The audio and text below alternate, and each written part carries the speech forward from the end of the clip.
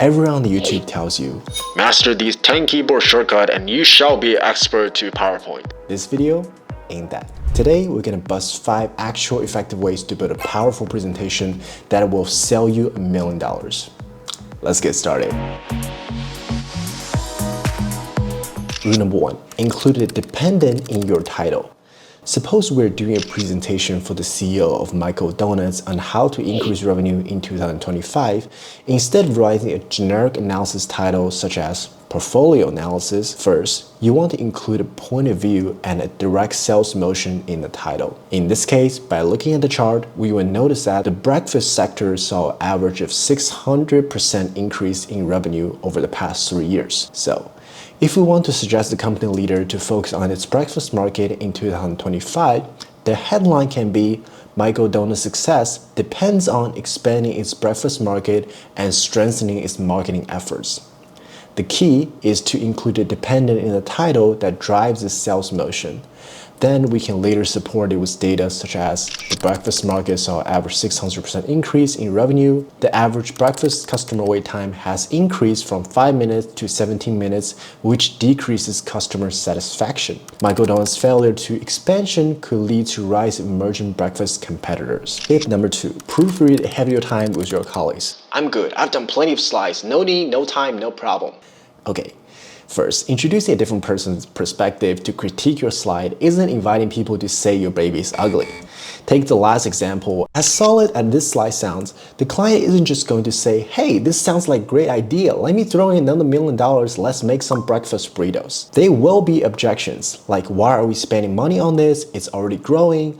The customer can wait longer. It makes us famous. Increasing campaign budget can actually decrease profitability, and I want my money back now. Well, I could go on. If you think about these objections ahead of time, it will separate you from a regular guy who just builds pretty slide to a true expert. Because trust comes from being able to handle objections, especially when the stakes are high and the conversations become crucial. Number 3, be cautious with your data points. Nobody will trust a dictionary even if one definition is wrong. So for the love of God, please fact check everything before presenting. If your presentation will do just fine without certain data, you can feel free to delete that point, especially when your data will be shared among different team members of the other group. Because you're subscribed to this channel, we are BFFs, and I got some secrets for you. When it comes to influencing a business decision involving a large amount of revenue, it typically takes an average 2 to 3 stakeholders and 3 more meetings to close a deal properly. So if you schedule a meeting, try to put all the team members in the same group and do one presentation to close a deal, you are keeping the stake pretty high. Imagine being grilled for 45 minutes straight. What is wrong with this? This is not correct. Oh, we don't want to do this. And the meeting goes on for 30 minutes. The CEO says, oh, I have to hop. The brand manager plays nice and stay with you for 15 minutes longer. Says, we can't make a decision right now because the CEO left the room. Cool, let's table the conversation and reschedule for the next meeting. Then you reach out again. Can we pick up time where we left off? Oh, the VP is busy. The CEO's on vacation. Okay, I'm fine. It took me 10 months to realize if you can convince the brand manager on your side first, they can help you convince the other stakeholders such as the director and VP, then all 3 of them can go into CMO to ask for more money. Yes. Number 4, avoiding being fancy. Cut everything until only the absolute necessary remains. This includes statements that are unrelated to the key question that just there to fill space, pictures or too large logos that can take up too much space but add really no content, or a complex chart that is hard for people to understand. Animations are very easy to mess up, so I tend to avoid them. Your listeners will have questions and there will be pauses in between slides.